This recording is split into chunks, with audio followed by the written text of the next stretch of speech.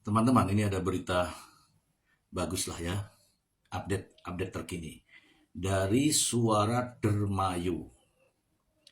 Hari ini teman-teman, Selasa 9 Juni 2026 pukul 11.30. Nasib Ririn hadir dan tidaknya ahli digital forensik di sidang Pauman. LBH Gayanfar, kemenangan telak Tony RM dan LBH Petanan. Wah, ini keren nih. Ini apa isinya nih ya? Kita baca ya teman-teman ya. Suara Dermayu.com. Persidangan kasus pembunuhan sadis satu keluarga di Pauman di Pengadilan Negeri Indramayu dengan mengadili terdakwa Ririn Rifanto. Agenda pembuktian dijadwalkan berlangsung pada hari Kamis 11 Juni 2026. Diprediksi akan menjadi titik balik yang sangat menentukan. Apa ya? Benturan dua kemungkinan besar dalam sidang pamungkas ini akan membawa dampak hukum yang krusial bagi terdakwa Ririn Rifanto dan penasihat hukumnya Tony RM. Melalui langkah taktis yang konsisten ditempuh advokat Tony RM yang sejak awal menolak dokumen tidak resmi dan pemaparan visual tanpa dasar ilmiah dari personil Polres Indramayu pada sidang sebelumnya. Majelis Hakim akhirnya menetapkan sidang tanggal 11 Juni 2026 sebagai batas akhir pembuktian atau yang disebut sebagai utang pembuktian bagi jaksa penuntut umum. Ketua Lembaga Bantuan Hukum LBH Gayanfar Fahmi Alamsah menyampaikan apabila pada sidang nanti jaksa penuntut umum gagal total menghadirkan ahli digital forensik resmi dari Barreskrim Polri serta tidak dapat menunjukkan berita acara pemeriksaan hasil laboratorium yang sah dan ditandatangani secara elektronik, maka konsekuensi hukumnya alat bukti dinyatakan tidak sah, inadmissible evidence. Hal itu berdasarkan aturan pembuktian elektronik dalam KUHP. Data digital yang bersifat abstrak tidak memiliki kekuatan hukum mengikat pro justitia jika belum tervalidasi melalui pemeriksaan laboratorium resmi, jelas Fahmi. Ketidakhadiran dokumen dan ahli akan memberlakukan asas aturan pengecualian bukti exclusory rule, sambungnya. Ia menambahkan, demi hukum, majelis hakim wajib mengeluarkan, mencoret, dan meniadakan keberadaan barang bukti berupa HP dan rekaman CCTV dari berkas perkara. Secara otomatis jaksa kehilangan seluruh dasar pembuktian.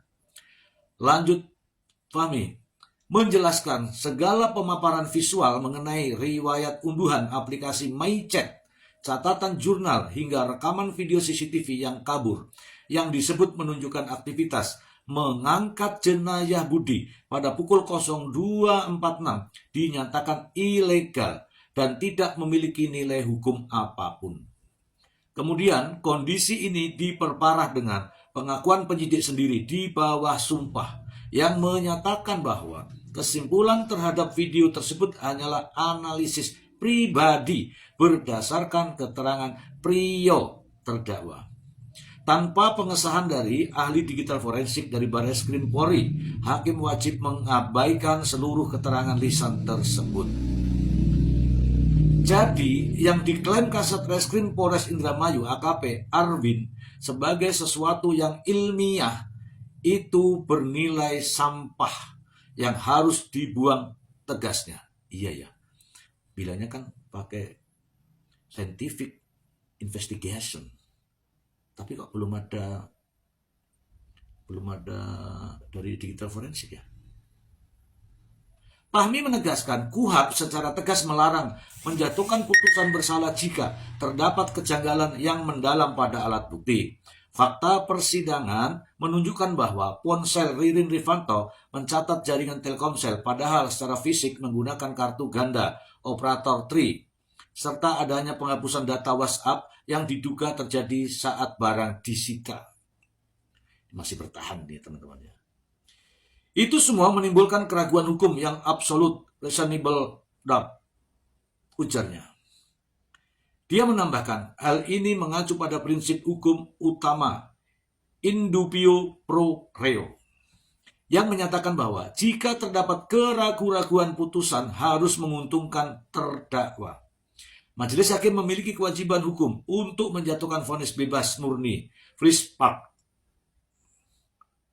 terhadap Ririn Rifanto dalam sidang putusan yang dijadwalkan pada 8 Juli 2026. Sebaliknya, jika jaksa berhasil mendatangkan ahli digital forensik dari Barreskrim Polri lengkap dengan dokumen BAP yang sah, hal ini justru bukan menjadi ancaman bagi Ririn Rifanto. Kehadiran ahli independen justru akan menjadi kunci pembuktian ilmiah yang mengungkap fakta sesungguhnya sesuai prinsip scientific criminal investigation.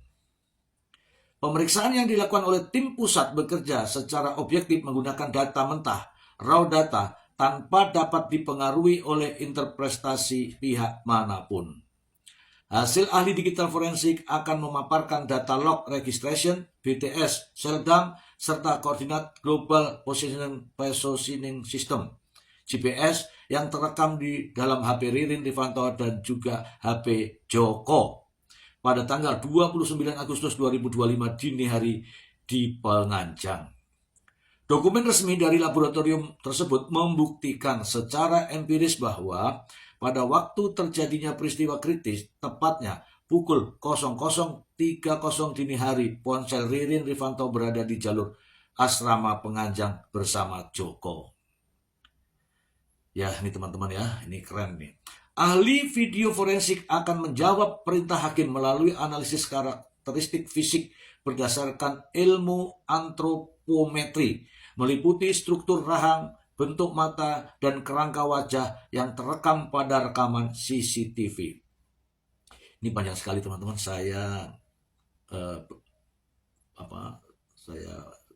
hentikan dulu, nanti teman-teman baca sendiri aja ya. Yang jelas begini, ini kan kemarin ya, tim dari mana tuh, tim dari Polres kan ditanya sama hakim, ini rekaman CCTV ini sudah dilakukan uji digital forensik apa belum? Dijawab belum teman-teman. Nah kalau sudah dijawab belum begini, ini sekarang mendadak semua ini untuk melengkapi apa yang diminta oleh hakim. Hakim meminta kepada jaksa untuk hasil daripada digital forensik harus dilengkapi. Mampukah jaksa memenuhi itu? Ya, inilah teman-teman. Jika penyidikan ya tidak dilakukan secara teliti, ya beginilah akhirnya di persidangan ya seperti ini sudah. Oke. Baca sendiri. Oke.